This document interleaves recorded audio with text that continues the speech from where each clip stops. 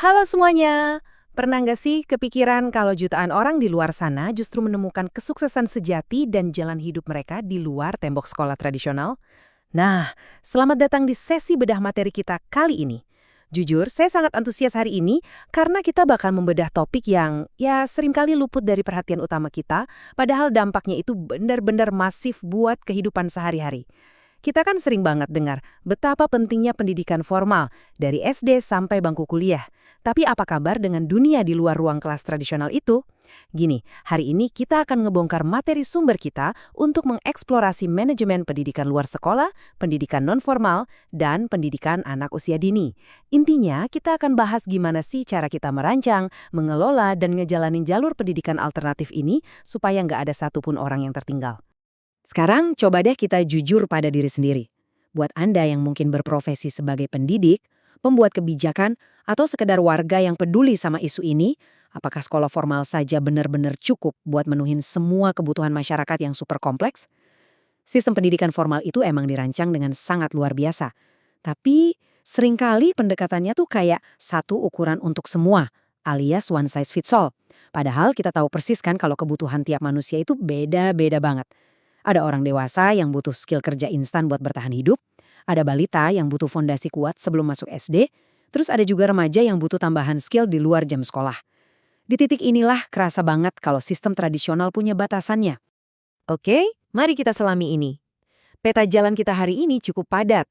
Kita akan mulai dari ngelihat dunia di luar sekolah formal, terus masuk ke 3 pilar pendidikan alternatif, fungsi krusial dari manajemen pendidikannya, gimana penerapannya di dunia nyata, apa aja sih faktor penentu keberhasilannya, dan terakhir, gimana semua ini bisa ngebangun kualitas SDM kita.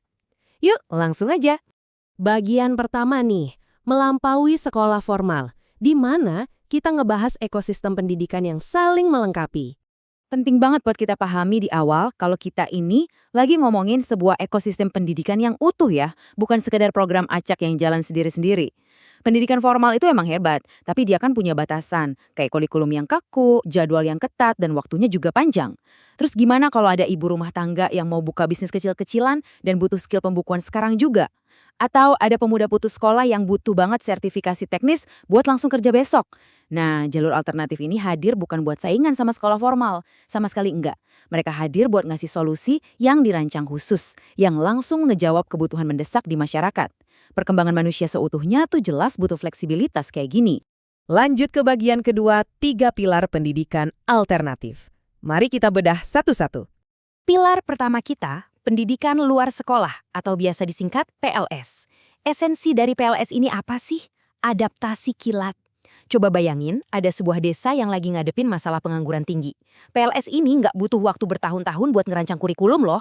Mereka langsung turun tangan ngasih keterampilan praktis. Lewat yang namanya PKBM atau Pusat Kegiatan Belajar Masyarakat, mulai dari kursus menjahit, pelatihan otomotif, semuanya langsung nyentuh akar rumput buat mecahin masalah saat itu juga. Ini tuh bener-bener pendidikan murni yang didorong oleh kebutuhan mendesak buat bertahan hidup. Terus pilar kedua adalah pendidikan nonformal. Loh, bedanya apa dong sama PLS? Nah, pendidikan nonformal ini ngebawa sedikit lebih banyak struktur ke dalam prosesnya, tapi tetap mempertahankan fleksibilitas yang super penting.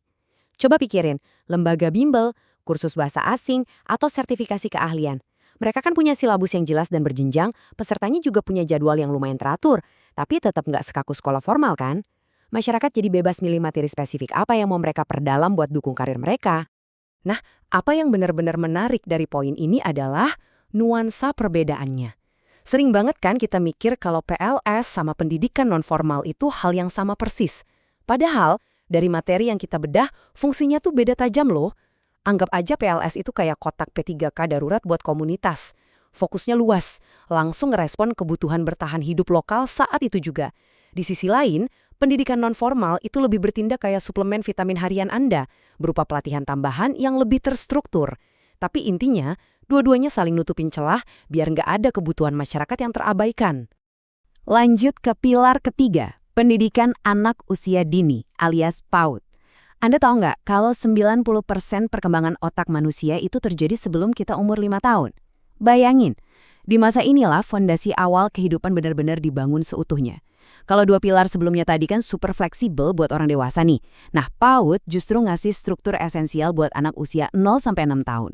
Di sini kita nggak lagi ngajarin skill kerja pastinya, tapi kita lagi nanam karakter, kemampuan sosial, dan kecerdasan emosional yang bakal jadi jangkar mereka seumur hidup. Masa Golden Age ini butuh banget intervensi yang dikelola dengan sangat-sangat matang. Masuk ke bagian ketiga, fungsi krusial manajemen pendidikan. Anggap aja ini sistem operasi yang bikin ketiga pilar tadi bisa nyala dan jalan. Gini, tanpa siklus manajemen yang benar, kendaraan pendidikan kita ini cuma kayak mobil mewah tanpa mesin. Dari luar kelihatan bagus, tapi ya nggak bisa jalan kemana-mana. Materi sumber kita negasin 5 langkah vital yang harus berputar terus. Pertama, perencanaan. Nentuin mau capai apa. Kedua, pengorganisasian. Siapa ngerjain apa, pakai sumber daya apa. Ketiga, pelaksanaan. Aksi nyatanya di lapangan. Keempat, pengawasan. Mastiin programnya jalan sesuai rencana awal. Dan kelima, evaluasi. Jujur-jujuran nih, nilai apa yang udah bagus dan apa yang masih harus diperbaiki.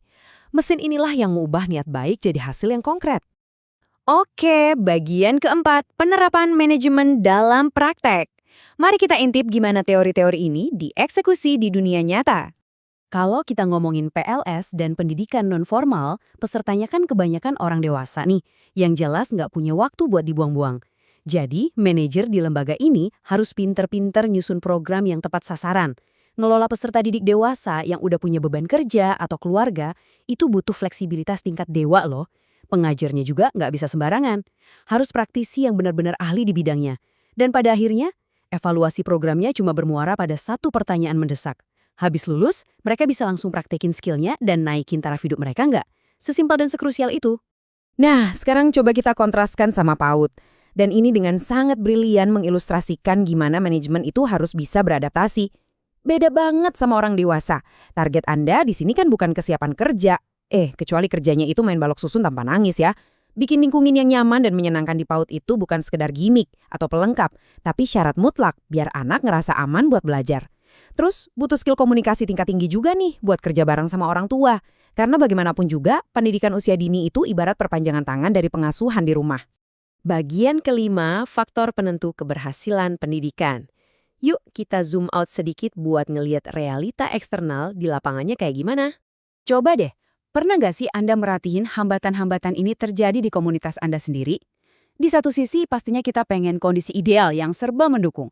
Masyarakat yang suportif, guru-guru yang profesional, fasilitas jempolan, dan dukungan penuh dari pemerintah. Tapi, di dunia nyata, selalu ada tarik ulur.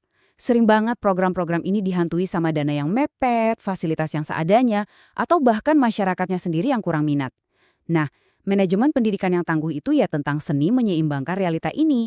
Gimana caranya kita bisa memaksimalkan setiap keping sumber daya yang terbatas buat ngeruntuhin tembok penghambat tadi. Akhirnya kita sampai di bagian keenam, membangun sumber daya manusia berkualitas. Ini dia visi besar dari semua upaya yang kita obrolin dari awal. Jadi poin krusialnya adalah ini. Pendidikan luar sekolah, pendidikan nonformal, dan PAUD itu bukan sekedar opsi cadangan atau program kelas 2. Enggak sama sekali. Kalau dikelola dengan efektif, pakai perencanaan yang tajam dan evaluasi yang tanpa kompromi, ketiga pilar ini tuh benar-benar mesin pencetak transformasi sosial.